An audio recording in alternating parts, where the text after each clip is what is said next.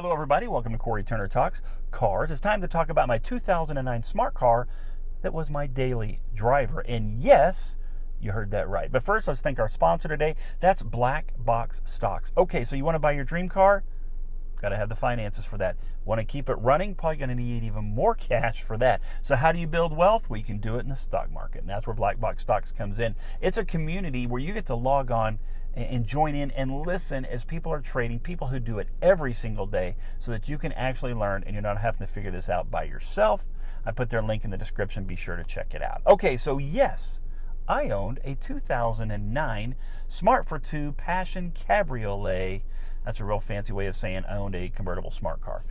So what is a smart car? Well, okay, let's think about that for a second. Let's go back in a history lesson. So the Swatch watch company, Swatch, if you remember them, they wanted to build an urban car, something that was kind of artistic and different and really forward thinking. So they teamed up with Mercedes, right? So you've got Swatch, Mercedes, Art. That gives you smart. And then their logo is the C, which stands for compact. And if you've ever seen a smart car, that's appropriate. And then the arrow, the orange arrow there, that stands for innovation and forward thinking, which is what they were really doing with the smart car. So how did I end up owning one?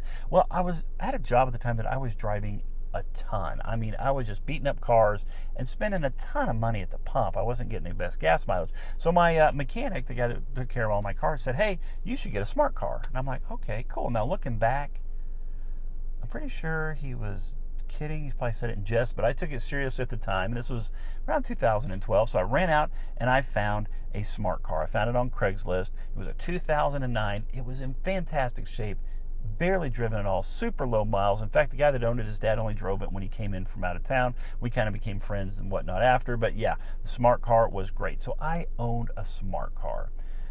And I've owned some cool cars in my day. I haven't owned any crazy Ferraris or Lamborghinis or anything like that, but the smart car attracted more attention than any other car I've ever owned. When I would show up at a gas station, which wasn't all that often, right? When I would show up at a gas station, people would come over. Now, it was kind of a funny dynamic because the first thing would do is make fun of you. Oh, haha, smart car, wow. Did you carry that here and all that kind of crap. And, oh, wow, I saw a picture of one that hit a gopher and was blown apart, which that's not going to happen. We'll talk more about that later. But first they'd make fun of it, and the next thing you know, they're taking pictures with it. They're sitting in it. They're asking tons of questions about it, and usually it was, tons of smiles. Everybody loved it. As a matter of fact, I had a weird one time. I was pumping up, and a big tow truck pulled out, and this guy got out, and he's that classic big beard, big burly guy.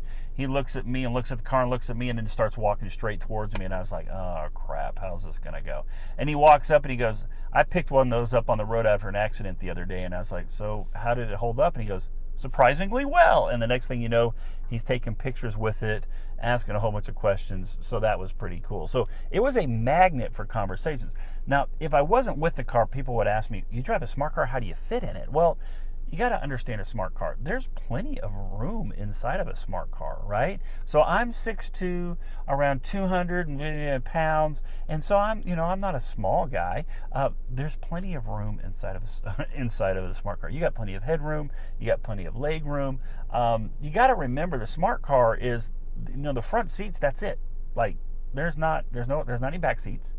There's not like a trunk. There's not like, a couple of feet of crumple zones. When you look at a smart car and you're looking at, you are basically looking at the front seat of a regular car. That's what you have. So when you're in there, the sitting position is nice. It's comfortable. There's plenty of room. I've got more room in there than I would say like in a Miata or even a Corvette. It's a little more comfortable than that because you're sitting up tall. There's plenty of visibility. It gets a little weird with a convertible in the back. We'll talk about that, but there's plenty of visibility. So plenty of room inside of a smart car. Now you always hear, oh my gosh, you're going to get, crushed in that. You got these SUVs. I don't know what would happen if I hit a Hummer. I mean, that would be, I don't want to find out. But I was rear-ended once. I was smashed in between two cars. I had about $1,200 worth of damage total the car that hit me in the back. The cool thing about the Smart, it's got this Trident cell. They call it a Trident cell. And you're not going to get crushed in there. Now, I always was wondering about internal injuries because I always had this vision that if someone hit me, I would just be like rolling down the street, right? There's not a lot of crumple zones. You got tons of airbags in there, so you're going to be like puff marshmallow man inside. But anyway, I never felt, for me, really unsafe. I did start, when I drove the Smart, it was like riding a motorcycle, though I was very in tune with what was going on around me. I was always looking for escape routes and things like that, because like when you're on a motorcycle, sometimes people just didn't really see you, and sometimes the bigger trucks didn't see you. So you actually plan things out really well, and I have to say, I think you're a little bit safer when you were driving one. So what's it like to drive one? Well, it's a blast. You got to think, though, this thing is tiny. Now, okay, it's a 1.0 liter 3-cylinder engine. It produces like 70 horsepower, 68 pound-feet of torque. It's a lot of power, right? I mean, it's 0 to 60 in like maybe 1.5 episodes of The Office. It's not, you're not breaking any speed records. The car doesn't weigh anything, right? So it's not a lot of power, but the car that I had, it had paddle shifters. I could control the shifting. We'll talk about the transmission, because that part's a nightmare. But it was quick. It was responsive. It's like driving a go-kart. It felt like driving a go-kart too. When your wheelbase is that small, every bump is like hitting a boulder. But it was really quick and it was really fast. I'm not going to say that if maybe a few times you were running late, dropping off your kids at school, that you possibly could drive in the bike lane because it totally fits. That's an option. I'm not saying that ever happened. I may be on a few Facebook pages somewhere, but it's small, it's nimble. You can put that car just about anywhere. You could park that car just about anywhere. There was one time an accident happened right in front of me, and I took the little, when you're at a curb and you're coming off the sidewalk and you're going to walk across the crosswalk, that little ramp, I was able to drive up that ramp, go onto the sidewalk, and actually avoid a collision that happened in some cars in front of me. So it's really nimble, it's really quick, it's really fast. The steering is really tight. Now, what you'll find in a smart car is being that small and being that straight up, like it's not like sleek, it's a box, that every gust of wind is a unique and fun experience. I live in Dallas-Fort Worth area, so I really found out when I started driving a smart car that, we do have a lot of wind in the spring. It's very windy in the spring. And this is not a car that I would just drive on the back streets. I'm up on the freeways doing 70 and 80. I know, leave it in the comments. But anyway, so you would find that, man, when you start hitting wind, it would move that car around. And if you weren't paying attention, it would be a lane change situation. You would all of a sudden be 1 lane or 2 lanes over if you weren't really accommodating for that, especially if you were passing semis. Angie and I were driving to Houston to go see Toad the Wet Sprocket, and shout out to all the Toad the Wet Sprocket fans. And we were passing some semi trucks, and two things either happened. Either that vortex they create would suck you back in right when you passed them, or it would try to push you out the other way. And she asked, how fast are we going? And we might have been going a little over 90 and that, and she said, hey, maybe we should slow down. So we did. It kind of felt like a stone skipping across a pond at that speed, but we had to get to the concert. Did not want to be late. So anyway, driving it is fun. You can put it just about anywhere. It's quick. It's responsive. It's not fast, but like I said, I've had it up to 91 miles per hour. I thought it accelerated okay. Like I say, there's really not that much weight. Now the transmission, okay, that's a problem. I can't remember kind of what they were telling me about the transmission, but it's kind of a nightmare. It's like a snowmobile transmission. I mean, you ever try to teach someone how to drive a stick, and there's these huge like accelerations, and you're like, whoa, and then they hit the gas, and whoa, and here we go, and you got that like really bad motion.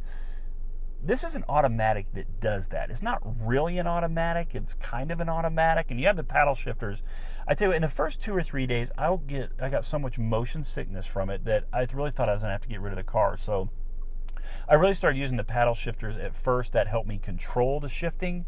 I was able to kind of brace for it better. But after 2 or 3 days, then I got used to the transmission, and it really didn't bother me. But it is like driving with someone that's just learning how to drive a stick, and you get that whoa motion, and it'll kind of tear you up there. It's kind of crazy.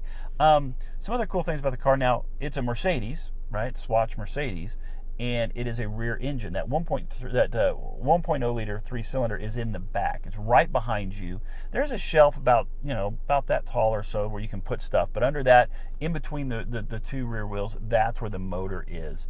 And it's a little bit noisy. I mean, it's like right there. But it's kind of cool, so you can always say you drove a rear engine Mercedes. How fun is that? In the front, everything is plastic. Like there's a black line that kind of comes down the middle on my car. It did anyways, black line, and that's part of that cell that's going to keep you safe. But all the other pieces, the color pieces, whether they're orange, green, blue, whatever, mine was silver, I had silver and black. Those are plastic and they're removable, which is really cool. So you can, like, for, I don't know, probably $800, you can have a different color car. You just pop off those panels, pop on the new panels, and you have a new car. When I got rear-ended, when I got sandwiched between those two cars, they had to order the bumper in the back. So they ordered it. It came from Germany. When it got here, it was red. So the person that owned the car before me, apparently when they bought it, it was red, but they switched it to silver. And so the way I had to wait another couple of weeks for that to come in so that they could get me the right color. But it was really cool that you could change the colors up. The car overall, it's probably one of the most fun cars that I've ever owned for a variety of different. First, completely unique. It's weird to say kind of a showstopper, but in many ways it is. I mean, it was a conversational piece. People wanted to come up and they wanted to talk about it. They wanted to look at it. Tons of pictures with people in it. I always thought that was kind of funny. It didn't get as good a gas mileage as you would expect, right? If I remember, I think I could push up into that 38 to 41 miles per gallon if I was careful. And you would like to think if you're buying a car that's basically a front seat and that's it, that you would get better. In fact, I had some friends that had some cool Lexus hybrids, and they would laugh at me that they're getting 50 miles per gallon. But the thing is, they paid like 3 or 4 times more for their car than I paid for the Smart. Even if you'd paid for the Smart brand new, I mean, price-wise, it was priced pretty good. But the gas mileage wasn't super, especially not what they're kind of getting now, what they're able to do, especially with hybrids and whatnot. But anyway, so that trade-off wasn't as great as it could have been, but overall a super fun car. Now, if I was going to play golf, no one could ride with me because the golf clubs would have to sit in the passenger seat, which was, that's a trade-off. But really like the car. In fact, I've looked at getting a new one. I don't know how I feel about the new ones yet. I'm going to do a review of one hopefully here soon. Hopefully, if you have a newer generation Smart, let me know. I'd like to do a review of it. If you're in the Dallas-Fort Worth area, I'd like to check that out. I haven't spent enough time with that car. I love the old one. It was such a weird design. The new one kind of looks like a car. The old one does not in any way look like a car. They also had a crossblade. Now, that did not come to the U.S. The 4x4, the 4-seater Smart did not come to the U.S. The crossblade did not come to the U.S. But you got to check out the crossblade. It was like it's like a motorcycle version of this thing. Not street legal in any way. I doubt safe in any way. Kind of like a dune buggy for the road. Super cool. I've always wanted one of those. So I do like small cars. I've been looking at maybe a Fiat 500, but man, I love the time I had with the Smart. So it was a super cool car. So if you ever get a chance, check one out. They are fun. People think they're scary. I was never really scared in mine. I just made sure, just like on a motorcycle, where I need to be, make sure I was placement well, that I was paying attention. I probably paid more attention driving in that car than I have in any other car. So remember to leave your comments below if you've been in a Smart, if you've had any experiences with a Smart, if you think it's crazy that I went 90 miles an hour plus in a Smart, and possibly drove in a bike lane once or twice, possibly. Not going to say anything about that. But anyway, leave me some messages in the comments. Remember to check out Black Box Stocks. Start building your finances so you can own the cars that you want to own, but don't do it by yourself. Trust the people who are at Black Box Stocks to help you out. Remember to like, comment, and share. Please subscribe to our YouTube channel. Share us with your friends. Let's talk about cars tomorrow.